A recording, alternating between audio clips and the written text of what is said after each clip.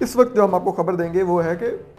क्या अगली अहम तैनाती के बारे में सोचा जा रहा है, जो army chief general Qamar Javed Bajwa की, या तो जो उनका सक्सेसर होगा वो कौन होगा, या उन्हीं को एक्सटेंशन मिलेगी, क्या होगा, कैसे होगा। ये एक बड़ा दिलचस्प मौजू है, अब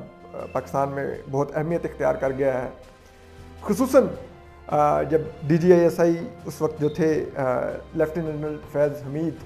जब उनको कोर कमांडर पेशावर तैनात किया गया और लेफ्टिनेंट नदीम अहमद अंजुम को, जो अब DGISI हैं, तो उनको कोर कमांडर कराची से DGISI बनाने का जब ये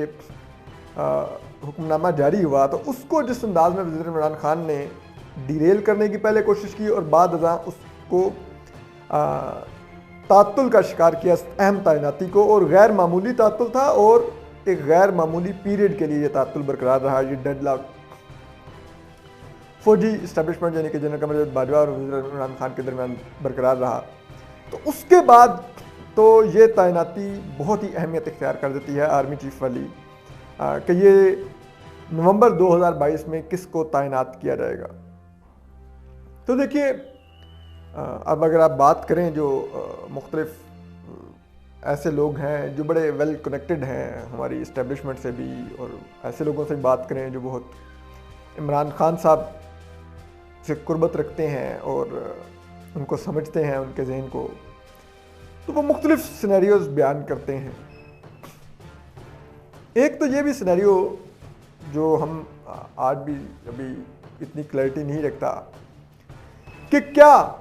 जो 2022 के नवंबर में फैसला होना है आर्मी चीफ का कि नए होंगे यही एक्सटेंशन लेंगे, और अगर नए होंगे तो कौन होंगे, वो भी अभी देखना बाकी है कि ये फैसला करेगा कौन सा प्राइम मिनिस्टर। ये बहुत अहम होगा। फिर दूसरी जो बात है, क्योंकि अब जो एक इस्टेब्लिशमेंट में तासुर पाया जाता है वो ये है कि अगर मार्च पार हो गया तो फिर वज़ीर-ए-आज़म इमरान खान हो सकता है कि अर्ली अनाउंसमेंट कर दें अगले आर्मी चीफ के लिए। यानी कि मार्च पार होने का मतलब है कि कौन सा प्राइम मिनिस्टर फैसला करेगा अगले आर्मी चीफ का, वो वज़ीर-ए-आज़म इमरान खान होंगे। अगर ऐसा होता है तो फिर जो अगले चीफ का वो नाम ऐलान कर देंगे, और जो गालिब इम्कान है अभी तक जो बताया जा रहा है, जो इमरान खान साहब की अगर आप दिलचस्पी देखें, उनका एतमाद देखें और उनके अगर आप कुर्बत देखें, तो वो तो लेफ्टिनेंट जनरल फैज़ हमीद के साथ ही ज़्यादा है। उन्होंने उनकी पोस्टिंग को भी पेशावर में पहले तो मना किया, बहुत अरसा रजिस्ट किया, तकरीबन ये जून से बात चल रही थी, वज़ीर इमरान खान को आहिस्ता आहिस्ता कन्विंस करने की कोशिश की जा रही थी कि लेफ्टिनेंट फैज़ हमीद को जाने दे, लेकिन वो नहीं जाने दे रहे थे। बिल आखिर जब ये अक्टूबर में 6 अक्टूबर को अनाउंस हो गया तो वज़ीर इमरान खान ने उस समरी को दस्तखत करने और मानने से इनकार कर दिया और कहा कि ये मेरी मर्जी के बगैर हुई है। तो फिर वो मामला लटक गया। फिर जाके बड़ी जिसे कहते हैं बैकग्राउंड में मुज़ाकरात के बाद जो असद उमर साहब, फवाद चौधरी साहब और ये दीगर लोग जाके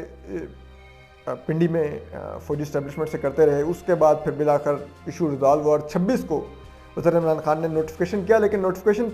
पोस्ट डेटेड किया कि 20 नवंबर तक लेफ्टिनेंट फैज़ हमीद इस्लामाबाद में होंगे।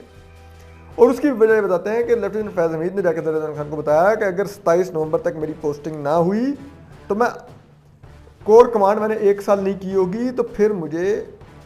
आर्मी चीफ की स्लॉट के लिए मैं अहल ही नहीं हो पाऊंगा। तो फिर उन्होंने कहा कि ठीक है, 27 नंबर अगर आपकी डेडलाइन है कि उसके बाद आपको लाजमी जाना चाहिए कोर कमांड करने के लिए, अगर आपने अगला आर्मी चीफ बनना है, तो मैं आपको मैक्सिमम टाइम के लिए तो फिर भी रोकूंगा, और वो है 20 नवंबर तक मैं आपको रोक लेता हूँ। तो इसलिए वज़ीर इमरान खान के ये तमाम चीज़ें बड़ी क्लियर हैं इस्टेब्लिशमेंट के लिए कि वो क्या सोचते हैं और उनका फेवरेट कौन है। फिर इसी तरह आ जाए तो army chief general Qamar Javed Bajwa भी हैं,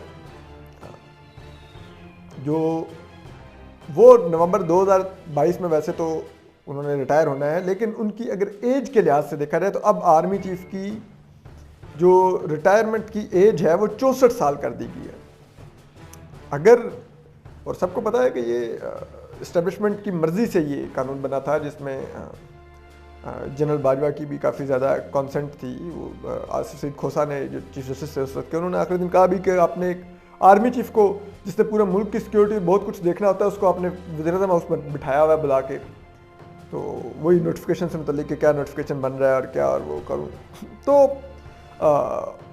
ऐसा एक तासुर है कि 64 साल क्यों रखवाई थी उन्होंने। 63 साल भी वो रिटायरमेंट की एज रखवा सकते थे, ताकि उनको एक टर्म 3 साल की मिलती है, रिटायर हो जाते। अगर 1 साल और उन्होंने एक्स्ट्रा रखवाया था, 64 साल, तो इसका मतलब है कि शायद उनकी जेन में और भी कुछ था।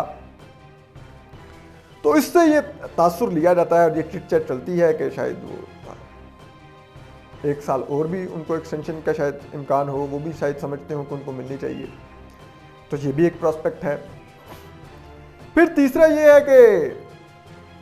अगर उनका ये सोच है, तो फिर ये देखते होंगे कि ये लेफ्टिनेंट जनरल फैज़ हमीद के बारे में वज़ीर इमरान खान क्या सोच रहे हैं। फिर ये है कि जो सीनियर मोस्ट जनरल्स हैं, जो आर्मी चीफ की रेस में होंगे, लेफ्टिनेंट जनरल्स, उनमें उन 4 जनरल्स के भी जो जहन में ये बात आती होगी, वो भी ज़ाहिर बात है, फ़ौज में इतनी मेहनत कर रहे हैं, एक अरसे से मौजूद हैं, और हर इंसान का पाकिस्तान में आर्मी चीफ का ओहदा एक बहुत ताकतवर ओहदा है। तो किसी भी